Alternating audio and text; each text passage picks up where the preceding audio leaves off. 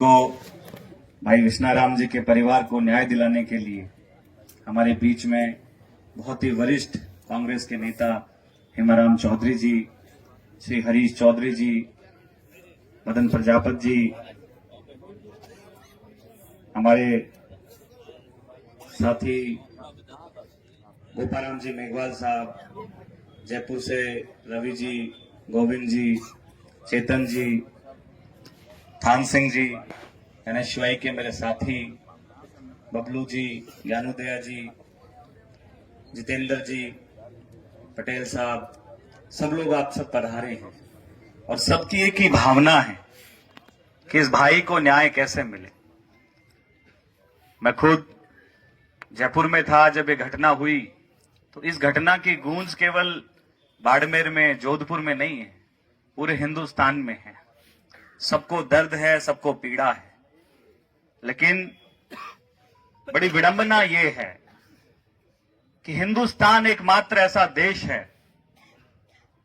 जहां पे FIR दर्ज कराने के लिए भी पीड़ित को धरना देना पड़ता है।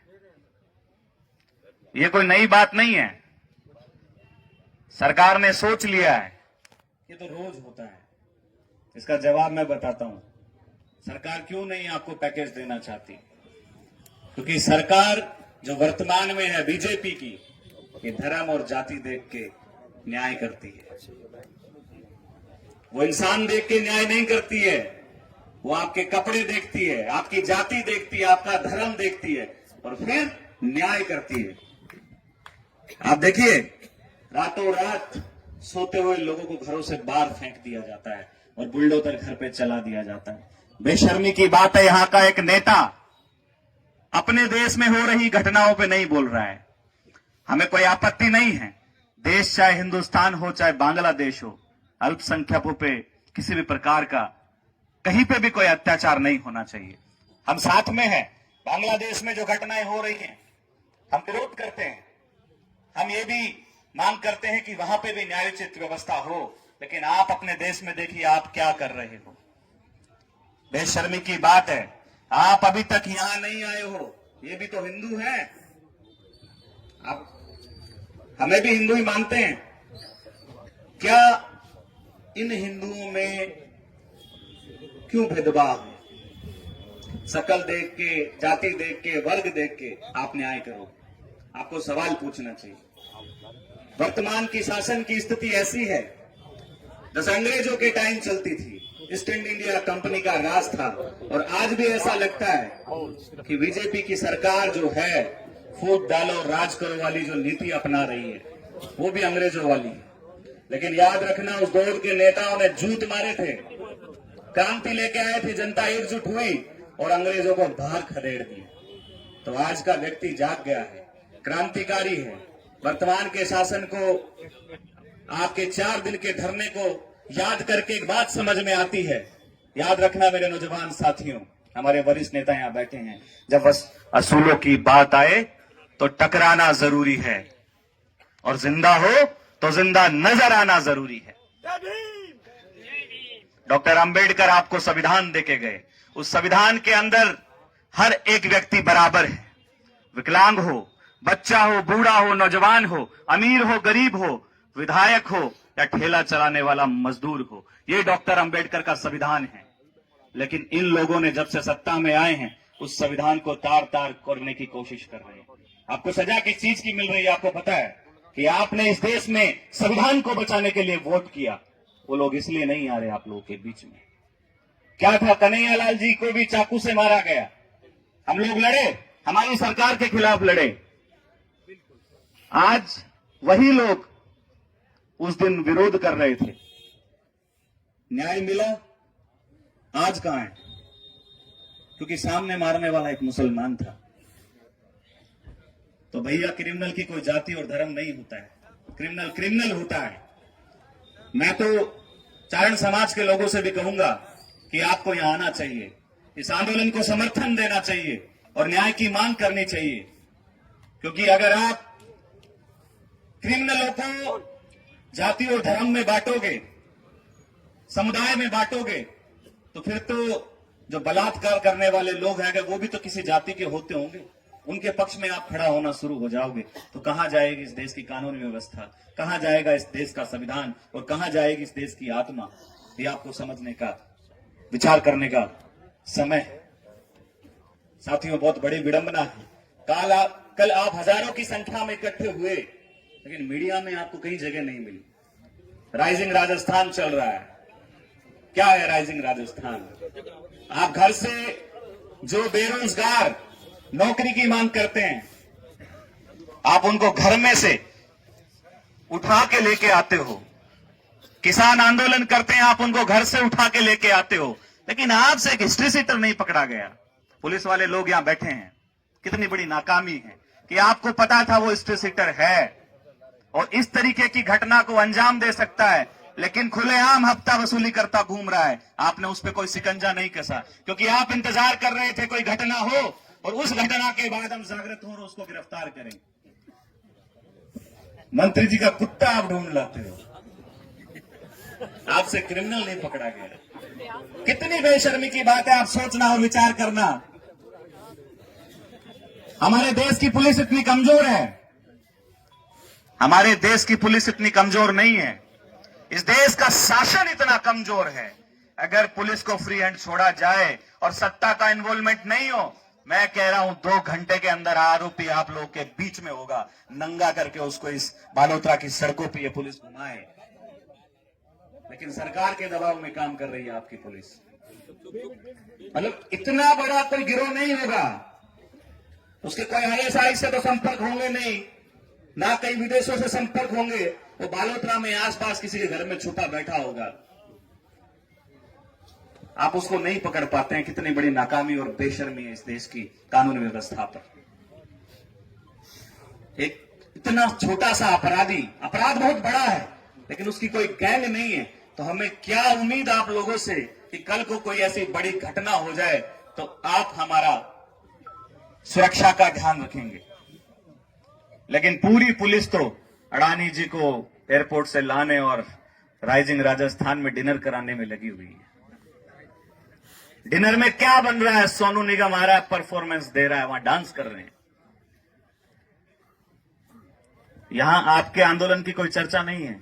मैं जयपुर जाके आया हूं, यहां जितने मेरे नौजवान साथी हैं, आप कांग्रेस के, गैर कांग्रेसी, सभी 36 कौम के लोग जो बैठे हैं, केवल उनकी सोशल मीडिया पे चर्चा है, लेकिन मीडिया में सिर्फ एक बात की चर्चा है कि राइजिंग राजस्थान के डिनर में क्या क्या डिशेस थी। आप देखिए इस देश की मीडिया का स्तर। आपको सोचना पड़ेगा, विचार करना पड़ेगा। जब तक आपकी लड़ाई जीत नहीं जाते, आपको उठना नहीं है, इस चीज का ध्यान रखना, क्योंकि ये एक विश्नाराम की लड़ाई नहीं है। पूरे राजस्थान के अंदर, पूरे हिंदुस्तान के अंदर ऐसी घटनाओं को आम समझा जाने लगा है। जयपुर में मैं एक आंदोलन में बैठा हुआ था, घर से एक बच्ची को उठाया जाता है, उसका रेप किया जाता है और घर के बाहर फेंक दिया जाता है। एफआईआर दर्ज कराने के लिए उसके मां बाप को धरने में बैठना पड़ता है। इससे ज्यादा बेशर्मी क्या होगी? आप सोच सकते हो, वो बच्ची 5 दिन तक होश में नहीं आती है। डॉक्टर पूरा प्रयास करते हैं कि हम इसको छुट्टी दे दें हॉस्पिटल से, क्योंकि ऊपर से प्रशासन का दबाव था। मौजूदा विधायक के वो मिलने वाले पारिवारिक लोग थे। तो सत्ता को भी इतना घमंड नहीं होना चाहिए, न्यायिक बात होनी चाहिए।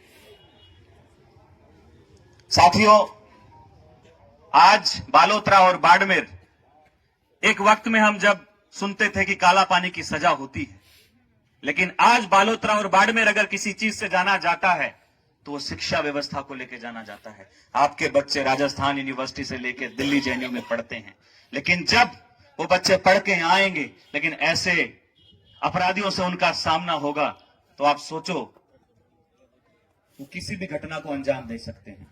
आपको चिंता करने की आवश्यकता नहीं है। हम सब लोग मजबूती से एकजुट होकर लड़ेंगे। मैं देख रहा था गोपाराम जी को, आप मजबूती से आगे होकर समाज का नेतृत्व कर रहे हैं। ये 36 समाज के लोग हैं, 36 कौम के लोग हैं। मैं आपको धन्यवाद देता हूं कि आप एकजुट होकर इस भाई को न्याय दिलाने के लिए आए। यह आवश्यक है। सरकारें कोई भी हो, अपराधी कोई भी हो, गुनहगार कोई भी हो, सजा मिलने की जरूरत है। सजा मिलेगी। ऐसे अपराधियों को इन सड़कों पे नंगा करके घुमाया जाएगा तो किसी और की हिम्मत नहीं है। आप सहमत हैं इस बात से? केवल गिरफ्तारी हमारी मांग नहीं होनी चाहिए, गिरफ्तारी तो पुलिस का काम है। अगर हम इस देश के अंदर गिरफ्तारी की भी मांग करेंगे तो फिर कहां हैं हम लोग, कहां खड़े हैं इस देश के 70-75 साल के बाद भी आजादी कि हमारी मांग। मैंने अभी गोपाराम जी से पूछा, मैंने कहा साहब मांगे क्या है? बोले पहली मांग गिरफ्तारी। मैंने कहा ये क्या बात हुई साहब, ये तो कानून का काम है गिरफ्तार करना। गिरफ्तार करने के लिए ही तो पुलिस बनाई जाती है कि कोई अपराधी हो, कोई गुनाह करे, उसको गिरफ्तार करें। और हमें हमारी मांग में शामिल किया जा रहा है कि गिरफ्तार किया जाए। और ये समाज और ये 36 कौम के लोग इतने कमजोर नहीं है। इस देश की सत्ता से और सरकार से मैं कहना चाहता हूं, हम लोग कोई आर्थिक पैकेज के लिए लड़ाई नहीं लड़ रहे हैं। अगर हम लोग 100 रुपए भी सब लोग इकट्ठा करके देंगे तो मुझे नहीं लगता उस परिवार को कोई कमी होगी। लेकिन ये हक है उस परिवार का जिसके साथ गुनाह हुआ है। सरकार को उसको मजबूती से, जो हमारी कमेटी ने जो मांग रखी है 50 लाख रुपए की, मैं तो कहूंगा इसमें एक मांग और जोड़ी जानी चाहिए। उस बच्चे का जो नया नया अभी जीवन में आया है, नई नई सांस उसने ली है इस दुनिया में, उसकी पढ़ाई का खर्चा कौन उठाएगा? कल उसके ताऊ पलट गए तो, उसका चाचा पलट गया तो, सबको अपने बच्चों की परवाह होती है, लेकिन आएगा। लेकिन उसकी शिक्षा की, उसकी दीक्षा की, उसकी शादी की कौन जिम्मेदारी उठाएगा? क्योंकि बाप को तो उस कानून व्यवस्था ने छीन लिया। कौन उठाएगा उसको, कौन पढ़ाएगा? सरकारी स्कूलों की तो आप हालत देखो। अच्छे स्कूल में वो पढ़े, अच्छी शिक्षा उसको मिले, उसकी जीरो से लेके जब वो पैदा हो उससे लेके उसकी पूरी शिक्षा की व्यवस्था सरकार करे, ये मांग जोड़नी चाहिए। वह जिस स्कूल में पढ़े, अच्छी स्कूल में पढ़े, उसको पढ़ाया जाना चाहिए। क्योंकि पैसा तो हम लोग ले लेंगे, सरकार दे देगी, लेकिन बच्चे को क्या मिला? बेचारी मां कहां लेके जाएगी? क्या पता पैसे का बंटवारा किस तरीके से किया जाए। वो बात की बात है, वो परिवार की आपसे जिम्मेदारी है, वो आपसी बातचीत तो अंदर की बात है। लेकिन उस बच्चे को क्या मिला जो इस दुनिया में आएगा? उसकी शिक्षा की बात होनी चाहिए, उसके स्वास्थ्य की बात होनी चाहिए, उस जो पत्नी है उनका भरण पोषण कैसे होगा, इसके लिए कोई नौकरी की बात होनी चाहिए। आपको ध्यान, अलवर के अंदर एक बहुत बड़ा मामला हुआ था। एक महिला अपने पति के साथ जा रही होती है और उसका एक वीडियो बना लिया जाता है। सब लोग हल्ला मचाते हैं जो आज नहीं मचा रहे हैं। राहुल गांधी अलवर आते हैं, उसको नौकरी देके जाते हैं। आदरणीय हेमाराम जी और हरीश जी बैठे हैं इनकी मौजूदगी में। तो हमें इस सरकार से वैसे तो कोई उम्मीद नहीं है, लेकिन हम लोग भी क्रांतिकारी लोग हैं, आसानी से पीछा छोड़ने वाले लोग नहीं हैं। आप सब लोग हिम्मत बनाए रखिए, मजबूती से एकजुट होके कमेटी के नेतृत्व में जो है आप लड़ाई लड़ो। हम लोग जीतेंगे और आपको चिंता करने की जरूरत नहीं है। यहां आप लोग लड़ाई लड़ो, जयपुर में हम लोग मजबूती से लड़ाई लड़ेंगे। जरूरत पड़ी तो हम लोग विधानसभा का घेराव भी करेंगे। तो छोटी मोटी बात नहीं है।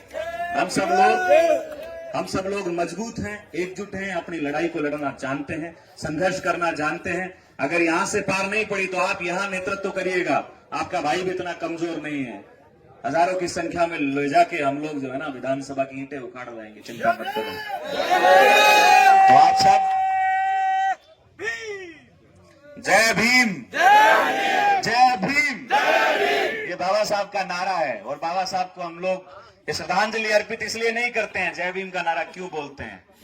क्योंकि बाबा साहब ने उस दौर में उन मजलूम लोगों की लड़ाई लड़ी जिनकी सुनने वाला कोई नहीं था। इसलिए हम बाबा साहब अम्बेडकर के नारे की जय जयकार करते हैं और उनका जैसे ही नारा लगता है तो अंदर से क्रांति पैदा होती है और उस क्रांति का नाम है जय भीम।